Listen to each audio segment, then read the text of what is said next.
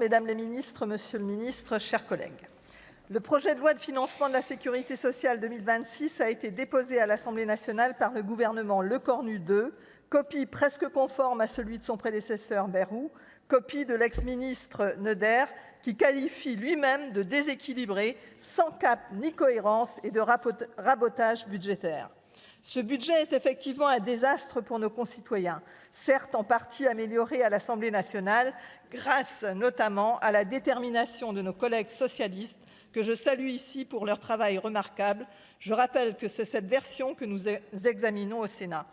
Mais votre budget initial ne répond qu'à un impératif comptable. Il met à contribution les malades, les retraités, soit les plus vulnérables d'entre nous, tout en épargnant totalement ceux qui ont engrangé bénéfices et dividendes ces dernières années. Par ce choix, Madame la ministre des Comptes publics affirme vouloir préserver l'économie et la croissance du pays. Or, ce budget va à l'encontre de son objectif et le risque récessif est réel. Tout l'enjeu des politiques publiques réside dans leur capacité à appréhender simultanément la production de richesses et la gestion d'un système de solidarité nationale durable. Une loi de programmation pluriannuelle des dépenses de sécurité sociale s'impose pour y parvenir. Nous concédons tous que l'efficience des dépenses peut et doit être améliorée. Toutefois, le déficit actuel s'explique par des coupes de recettes et des dépenses exceptionnelles non financées, par exemple le Ségur de la santé ou les niches sociales non compensées.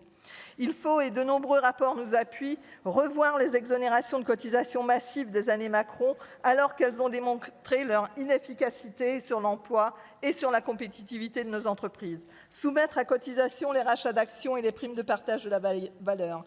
Augmenter la CSG sur les patrimoines élevés. Instaurer des taxes comportementales. Ces mesures relèvent de l'équité, de justice sociale, tout comme de la bonne gestion.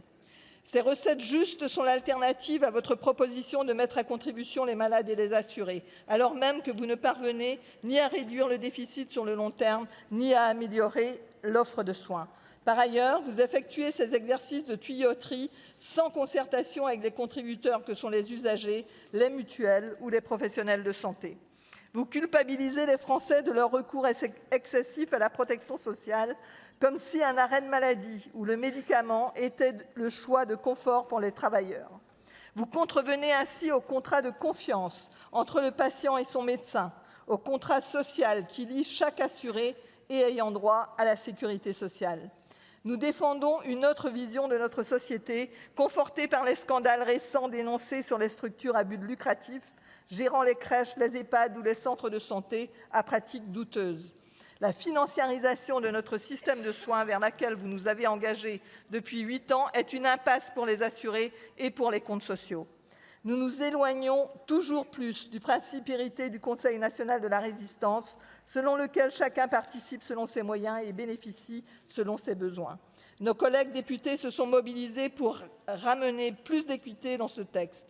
Ils ont porté une trajectoire de retour à l'équilibre sans la panoplie d'horreurs réduisant les droits des assurés. Nous poursuivrons ce combat alors même que la Commission des affaires sociales du Sénat a d'ores et déjà donné le ton en proposant de supprimer à peu près tous les articles de progrès pour les assurés sociaux votés à l'Assemblée. La droite sénatoriale a nettoyé, dixit au Karcher, le texte travaillé par nos collègues députés. Quel mépris! La sagesse du Sénat est réputée, mais s'écorne ici. Alors, chers collègues, au centre et à droite de cet hémicycle, j'en appelle à votre responsabilité pour ne pas détricoter systématiquement les avancées de l'Assemblée, car elles sont conformes aux volontés majoritairement exprimées par les Français. Nous devons en français un budget juste, fut-il de compromis pour tous, dans l'attente des échéances présidentielles de 2027. J'en appelle également à la responsabilité du Premier ministre, qui dirige l'action du gouvernement. Il doit fixer le cap, alors qu'il navigue à ce stade dans le brouillard. À tout le moins, un grain nous sépare. Madame la ministre de la Santé, tenir un Ondam à 1,6% est impossible, vous le savez. Cette hausse couvre à peine l'inflation et la hausse 2026 des cotisations de retraite CNRACL. Ce budget n'est pas à la hauteur et vous l'avez consenti en acceptant 1 milliard d'euros supplémentaires aux établissements déjà exsangues. Vous agitez l'alarme d'une hausse effrénée des dépenses, mais le mur démographique qui se présente à nous n'est pas à redouter mais à affronter. La croissance des dépenses est naturelle. Pour s'y adapter, sans dramatisation, nous devons investir le champ de la prévention pour transformer notre modèle de santé basé sur le curatif et assurer un accompagnement digne de nos aînés et de tous nos concitoyens dès l'enfance.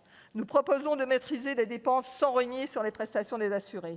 Nous refusons l'augmentation des franchises médicales et la limitation des affections de longue durée. Nous refusons le gel des prestations, des minima sociaux et des retraites qui pèseraient sur les plus vulnérables, déjà en difficulté pour payer l'EHPAD ou les services à domicile. Nous refusons un retour sur la suspension de la réforme des retraites, comme défendu par la rapporteure. Nous militons pour lisser l'effort de retour à l'équilibre sur 5 ans par une répartition de 2/3 grâce à la mobilisation de recettes équitables sur les plus aisés à hauteur de 10 milliards d'euros, puis 1/3 des efforts pour la réduction des dépenses à 5 milliards d'euros. Le tout en réorganisant le parcours de soins, en rendant plus efficients les circuits de médicaments, en relevant le défi de la prévention et du service public de santé. Ces efforts sur les recettes que vous décriez est très relatif au regard de ce budget de presque 677 milliards. Un équilibre est atteignable, évitant le péril de la sécurité sociale.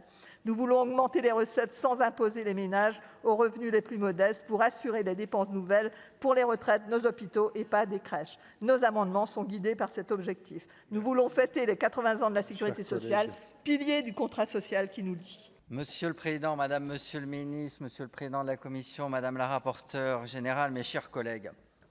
Alors, on a un point, je pense, d'accord au moins avec la majorité sénatoriale.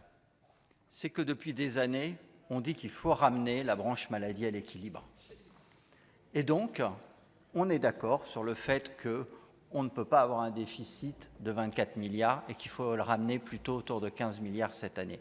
Mais nous ne reprochons pas à l'Assemblée nationale ce fait parce que l'Assemblée nationale n'est pas allée au bout du PLFSS. Donc, on ne peut pas lui reprocher le déséquilibre. Mais nous devons nous donner les moyens de retourner à l'équilibre. Et nos pistes, elles sont très claires et elles n'ont pas changé. Premièrement, nous ne voulons pas des déremboursements.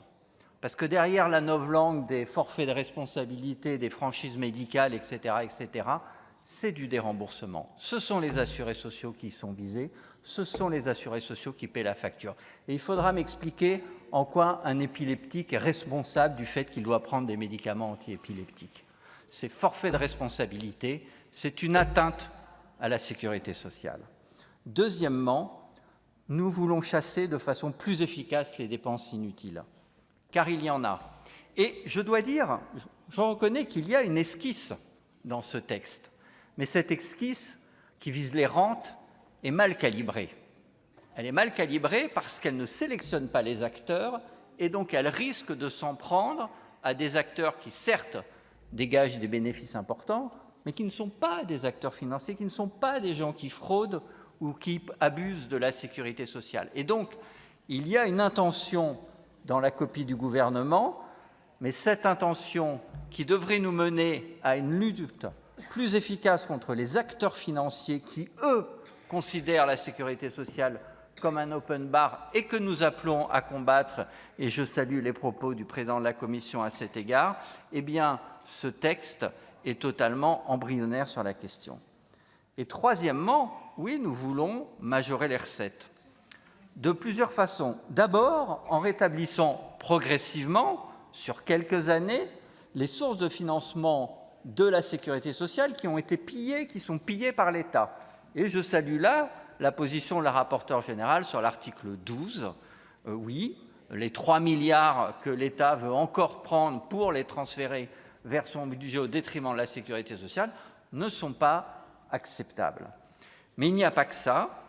Il nous faut aussi solliciter les plus fortunés et les revenus du capital. Et la hausse que nous avons proposée sur la CSG de 1 point n'a rien d'excessif et je regrette que la majorité sénatoriale tire un trait sur cette recette. Et par ailleurs, quelles réformes structurelles nous proposez-vous dans ce budget de la sécurité sociale? Parce que, évidemment, on discute finances, mais il faut discuter aussi de la façon dont on transforme notre système de santé. Sur la territorialisation, France Santé est à minima un cafouillage total. Et nous souscrivons aux propos de la rapporteure, Corinne Imbert, disant que dans l'état actuel, cet article ne doit pas être maintenu dans le projet de loi. Que veut faire le gouvernement avec les départements, avec l'État? On n'y comprend rien, je vous le dis clairement. Les propos du Premier ministre qui disent on va confier la santé aux préfets. Écoutez, les préfets, c'est la centralisation sans la compétence sanitaire. Il n'y a aucun progrès par rapport aux ARS et je vous invite à lire avec attention la tribune publiée par 11 ex-ministres de la Santé qui appellent le gouvernement à ne pas s'engager sur cette voie-là. La prévention. D'ordinaire, les ministres de la Santé arrivent devant le Parlement après des arbitrages interministériels où ils ont obtenu quelque chose, soit sur l'alcool, soit sur le tabac, soit sur l'alimentation. Là, rien. Rien, rien et rien. Et pire que tout, sur la sécurité sanitaire, et je voudrais en terminer par ce point-là, on apprend maintenant que l'ANSES, qui est une agence fondamentale de la prévention, l'agence chargée de la sécurité sanitaire française, est délibérément décapitée par le gouvernement.